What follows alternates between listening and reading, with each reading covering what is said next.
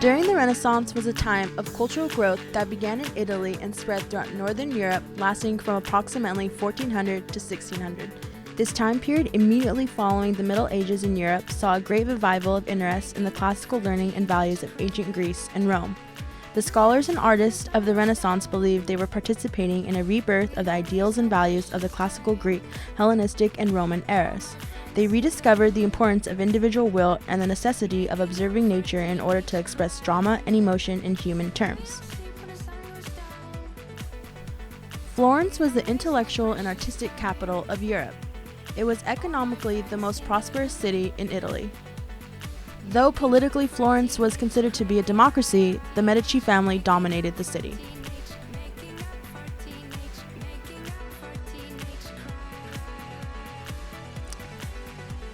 The Medici story began around the 12th century, when family members from the Tuscan village of Cafaggiolo emigrated to Florence. The Medici family, also known as the House of Medici, first attained wealth and political power in the Florence in the 13th century through its success in commerce and banking. Beginning in 1434 with the rise of power of Cosimo de' Medici, also known as Cosimo the Elder, the family's support of the arts and humanities made Florence into the cradle of the Renaissance. The Medici created a partnership with another medieval power, the Catholic Church. In what had to become one of the most ingenious enterprises of all time, the Medici Bank collected 10% of the church's earnings. The Pope himself had a massive overdraft, and the Medici Bank became the most profitable business. Also in 1434, half of the bank's revenue came from the Rome branch, which is in fact a little more than a mobile bank that followed the Pope around the world. The Medici Bank wanted an account with the Pope's personal bank. On one occasion, the nomination of a new bishop was delayed until his father, a cardinal, had to repay their debts to the Medici Bank. The Medici kept ahead of their banking rivals because of the invention of limited liability. Giovanni de' Bici had to set up a franchise system, where regional branch managers shared a stake in the business. During Cosimo's time, as well as that of his sons, particularly his grandson, Lorenzo the Magnificent, Renaissance culture flourished, and Florence became the cultural center of Europe. Lorenzo was a poet himself and supported the work of such Renaissance masters such as Botticelli, Leonardo da Vinci, and Michelangelo. Starting with Leonardo da Vinci, the illegitimate son of a 25-year-old notary, Ser Piero, and a peasant girl, Caterina, Leonardo was born on April 15, 1452, in Vinci, Italy, just outside Florence. His father took custody of the little fellow shortly after his birth, while his mother married someone else and moved to a neighboring town.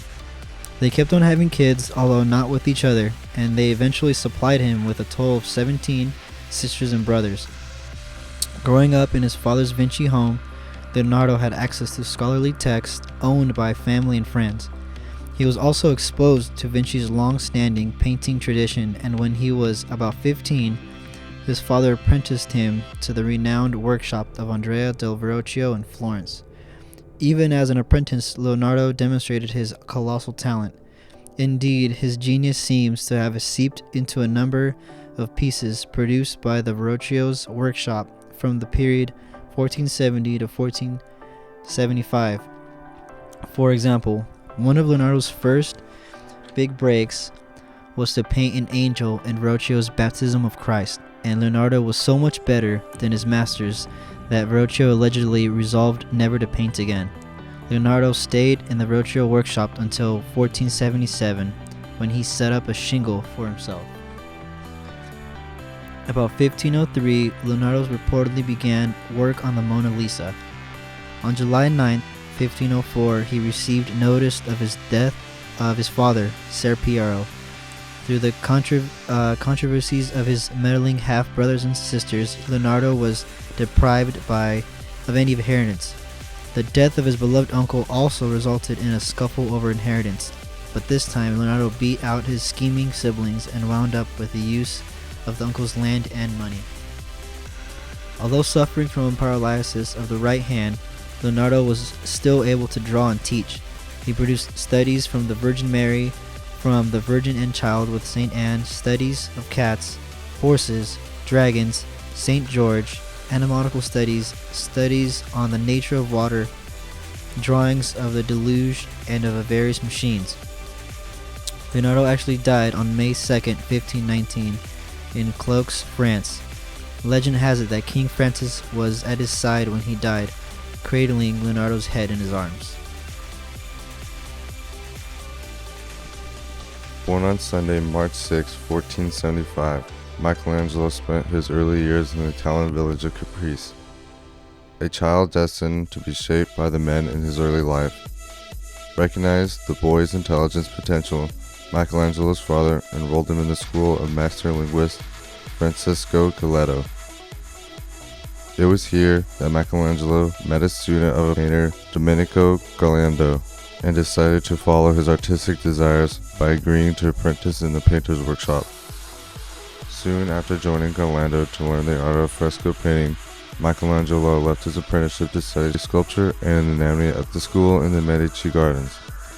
His early success there won him an invitation to the home of Lorenzo de' Medici, the Magnificent, and more importantly exposed him to the noted humanists, scientists, and poets who were regulars at the Medici court.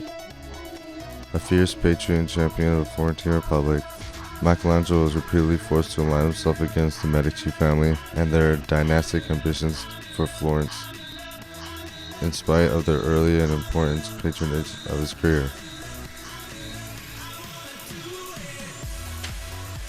Leaders of the day, both religious and secular, demanded works in an increasingly heroic scale as tributes to their own egos.